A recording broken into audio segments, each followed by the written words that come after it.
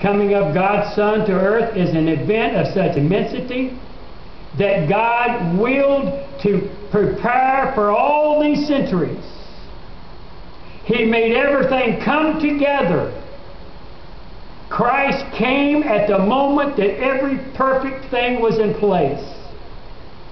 Christ in the Old Testament and the New Testament is the greatest story ever told. And as we go abroad upon this unbelievable Gospel of Luke, as we go on board to this unbelievable Gospel of Luke, God had Luke in preparation to write this story that God had planned from eternity. Every step of the Father-Son they made back yonder in eternity past. And the Son says, I will become a servant, and I will be born on this earth, and I will provide the means of salvation for those whom we have chosen. The Gospel of Luke is the longest book in the Gospel. And yes, I discovered why Kendra and Charity were laughing last week. As I was preaching, I think last Sunday night, they were laughing, and when people laugh, I kind of wonder why they were laughing for, when especially I hadn't told a joke. And so after the service, I asked Charity, why was she laughing? And she started laughing again. And she said, you remember when you said that the writers were supposed to condense Gone with the Wind from 7 hours to 3 hours? And Kendra looked over and says, how is Charles going to condense the book of Luke? The way it's going is going to take him 36 years to get through it. Oh my. What a remarkable gospel.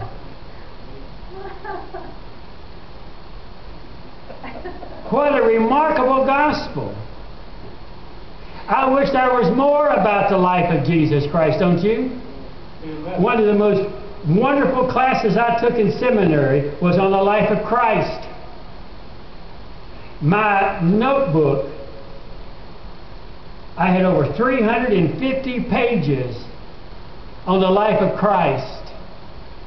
And as far as I know, no one has ever even topped that, even by 200 or 300. Luke the writer, God ordained Luke to write this wonderful book about this wonderful story, and we're now right in the middle of the story 2,000 years ago. Let me again read to you the first 4 verses. Inasmuch as many have undertaken to compile an account of the things accomplished among us, just as those who from the beginning were eyewitness and servants of the Word have handed them to us, it seems fitting for me as well, having investigated everything carefully from the beginning, to write it out for you in consecutive order. I'm making an interpretation of what you're reading in the King James. Most excellent Theophilus, so that you might know the exact truth about the things you have been taught. Luke gives us a prologue in which he discusses the sources of his story about Christ. Luke wrote this book. We know it as 24 chapters. He didn't write in chapters. He wrote and compiled the events of the life of Christ, and then he didn't stop there. If the Lord so directs, and I live long enough to get through Luke, I want to do the book of Acts. Now I may be 85, but I want to do the book of Luke, and I want to do the book of Acts. I don't know if the Lord wants me to do that or not, but nevertheless, we'll make that effort. Luke wants us to understand that he is not writing in a vacuum. He's not writing in continuity, or he's not writing some tale that he himself has invented, but rather he is writing a legitimate history. And Luke wants us to know something of his sources and something of his intentions, and he wants us to know his purpose, and he wants us to know his direction, that he's going to go in this history that he is going to write. Now, I'm sure you might say, why in the world did so-and-so write that book?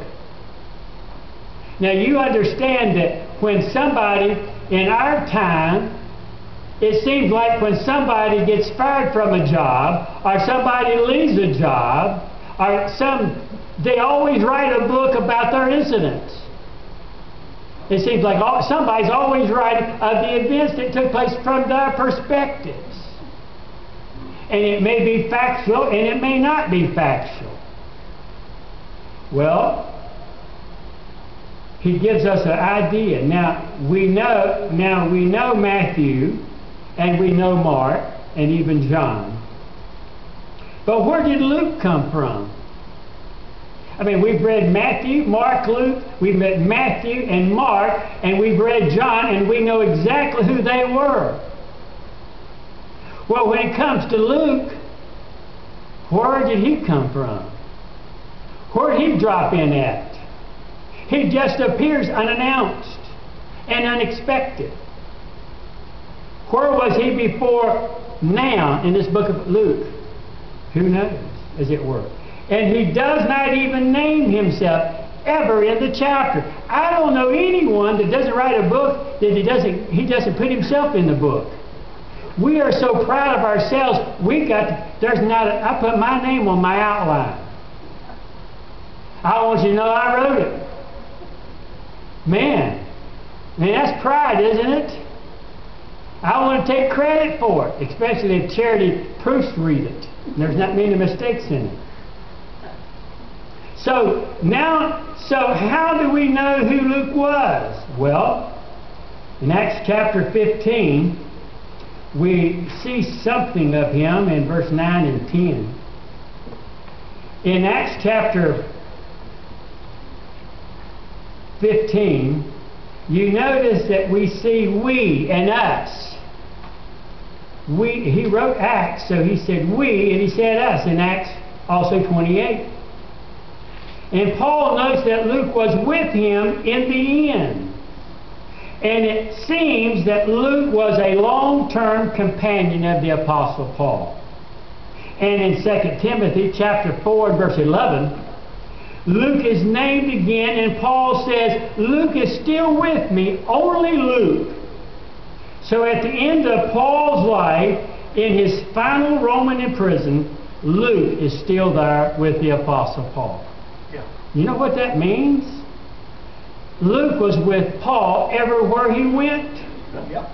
We know that Luke was the only Gentile writer in the Bible, Colossians 4:11. Paul introduces his Jewish companions and fellow workers, and then he refers to Luke, who therefore is understood to be a Gentile. You know a lot about someone by the company they keep. That's the reason I worry about Johnny. Man, the company he keeps on Friday and Saturday nights. That kind of bothers me. Sort of. Not really. But you know, he doesn't look that way on Sunday morning. I'm beginning to get a little taste of Johnny on those nights. He's beginning to put some videos on Facebook, and I'm seeing a whole new area of Brother Johnny. I'm not really worried about that. I just hope he don't break loose on a Sunday morning doing that. I think maybe he'll hoe down one of these days. I'm kind of concerned about that. That wasn't in my notes. Luke was a long time and co-worker of the Apostle Paul. And that would mean he had to be faithful. And being with the Apostle Paul must have had some endurance. I mean, a lot of them got out. Yeah. I mean, if I had gone with him on that first missionary journey, I would have got out. I mean, hello. I mean, he was on the road, and bank robbers, well, maybe not bank robbers, but robbers would used to rob people, and that's the reason they went in caravans. Paul didn't travel by himself. He traveled with a group of people so that when robbers came, they could wipe them out with bow and arrows. Well, I don't know what they had. And he must have had to stick with it, endurance. I'm going to stick with him no matter how many times I get thrown in prison with the Apostle Paul. Luke wasn't like Paul, and Luke wasn't like Peter. When they asked Peter, do you know Christ? And Peter said, heck no, I don't know him. And escaped death. Luke went to jail with Paul and stuck it out. He must have been brave staying with Paul on those missionary journeys. In these 4 verses, you're amazed how much I can learn out of 4 verses, right? We learned he was educated. We learned that he was skilled in language. Really? You want to know how I learned that? Website, well anyway. His prologue, these 4 verses were written in classic Greek. I mean, there's no other writer that wrote in classic Greek.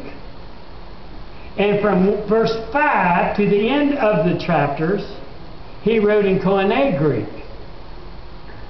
He wrote the opening in classic Greek as he would any Greek classic writer would.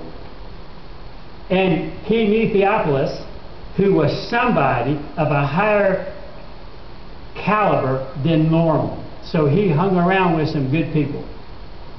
So it appears he was a man of culture. He must have been somewhat sophisticated, I can even say it.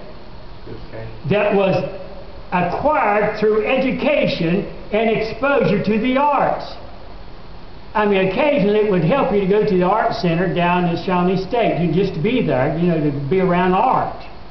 You may not understand it, but it'd be nice to have some acquaintance. And there was all of these Galileans, you know, Peter, John, Bartholomew, you know, they were unsophisticated Galileans. Stop laughing, Johnny. And they were ignorant and they were unlearned men. Now, it may be that is why Paul hung out with Luke.